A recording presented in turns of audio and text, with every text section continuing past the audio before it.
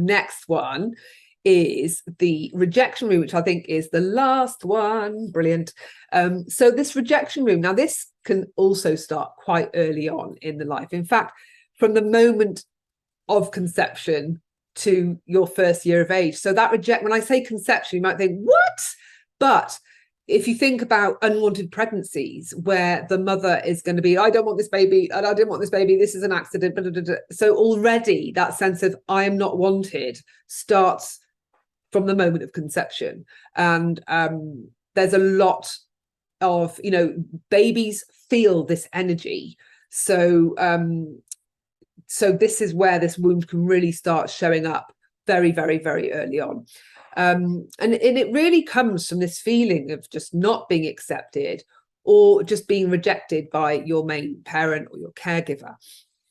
But what's really important to understand here is this is how there's a new infant that's experienced in the world. So for example, there might be a situation whereby the birth maybe was complicated for the mother, and so when the baby's arrived, the baby gets taken away so that she can get some medical attention, right?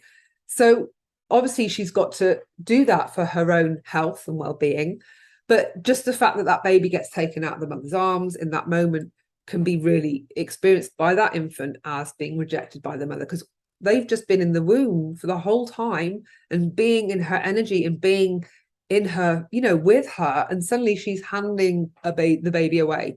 So that, very innocent or situations that certainly are not intended in that way could be felt that way by the baby. And I think that's really important to kind of clue into that, because, we might look back at our own upbringing and think, well, no, my parents adored me and it was all great and we've had a great family life and blah, blah, blah.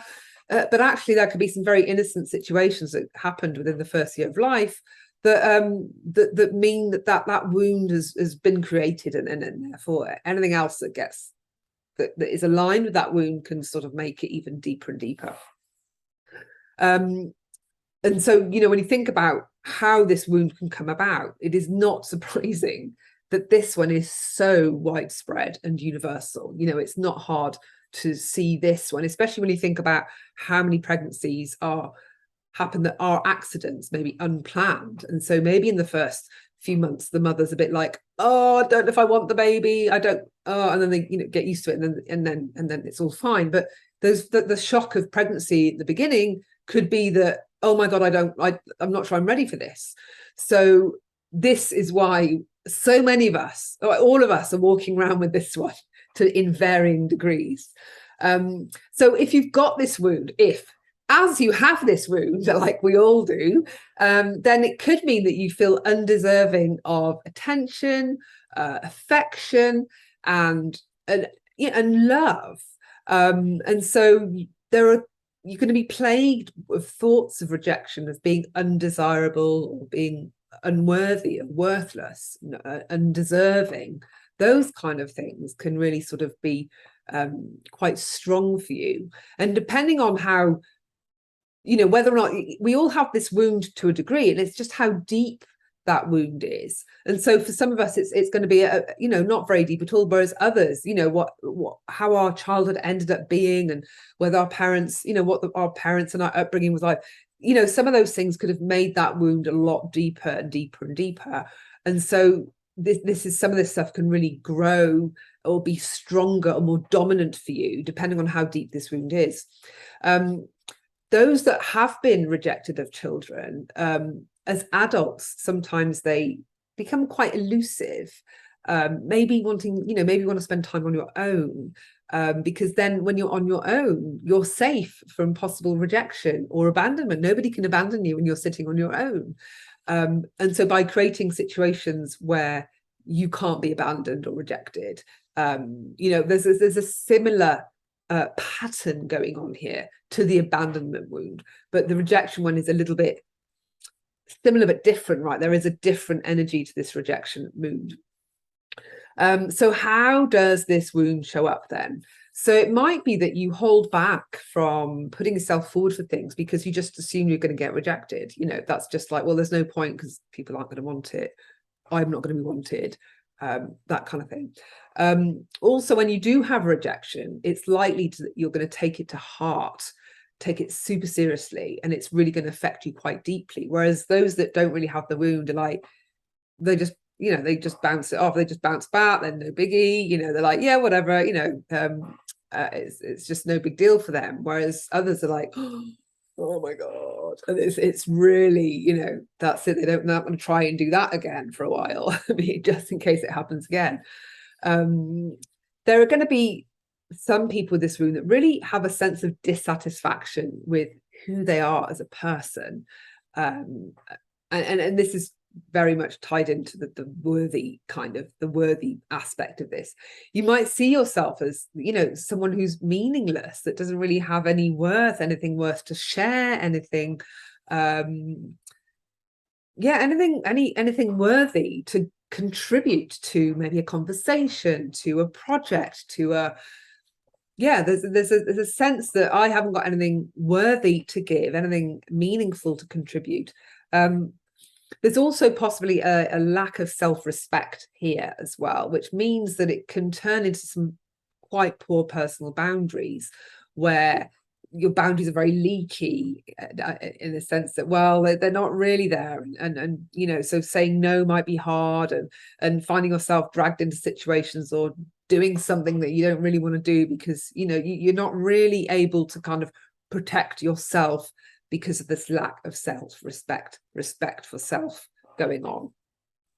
There might be moments when you consider yourself a family freak. This happens when, you know, which is tied into this kind of feeling rejected, feeling like the black sheep in the family, feeling like the one that's left out, or the different one because you're rejected. So that can maybe show up as somebody that feels like, well, I'm the weirdo in the family, that kind of thing. And to escape some of these feelings, what you're trying to do is escape this reality where you might get rejected. So there is a tendency here to maybe escape into things like maybe alcohol or drugs or trips or virtual games, or, you know, this kind of sense of an alternate reality, a different place, a different something that is not your current reality. There is also this alternative reality can mean that you've got a really brilliant imagination and creative imagination. So, you know, like with all of these rooms, there are some really good things that come out of some of these things. It's not all bad, right? So this rich imagination means you can have incredible creative talent. But this tendency to withdraw because, you know, wanting to sort of isolate yourself, protect yourself from rejection, means that you can then create this sense of isolation or loneliness for yourself because of this not wanting to engage too much with those around you in case they reject you, right? And also what you might end up doing is to help you kind of cope with the reality that you are in, is you just keep yourself super, super busy, because, you know, the reality is you don't want to be in this reality. So you don't want to notice it too much. You don't want to experience it too much. So busy, lots of things to do, can't sit still and really be with this reality for too long, because if I keep myself busy, then I can cope with this. And so sitting still, relaxing, being in the moment, not doing anything, that can be really, really, really challenging. And then also there's a tendency for perfectionism and things that just need to be in a certain way. So what kind of head trash clearances can you do then to loosen this wound? So obviously rejection, being rejected, that would be a really good one to do. The perfection streak, being perfect, but also the worthy, you know, being worthy, to try and make peace with the idea of not being worthy. There are certain situations where not everybody carries worth, and that's okay. We don't have to be worthy all the time. You know, there are going to be, you know, if you're stranded on a boat out to sea and you've got an IT genius with you, well, they're not going to be super worthy and worth something on that boat in that moment, right? They'll be really served well elsewhere. So we don't have to be worthy in every situation, but when we have this worthy, this not worthy, this kind of worthless wound going on, it matters. We dial it up, the importance of it. So we need to make peace with some of these aspects, and one of those is being worthy, but also being deserving. Respect would be a good one to do as well. And isolation, being isolated, being on your own, loneliness, again, those are quite good things to do. And also this being busy, you know, and or not having anything to do, the kind of just being present in your reality to help you kind of start being okay with the reality that you're in, and not try and kind of take yourself away from it by these distractions such as the drugs or the alcohol or the gaming and all of that kind of thing.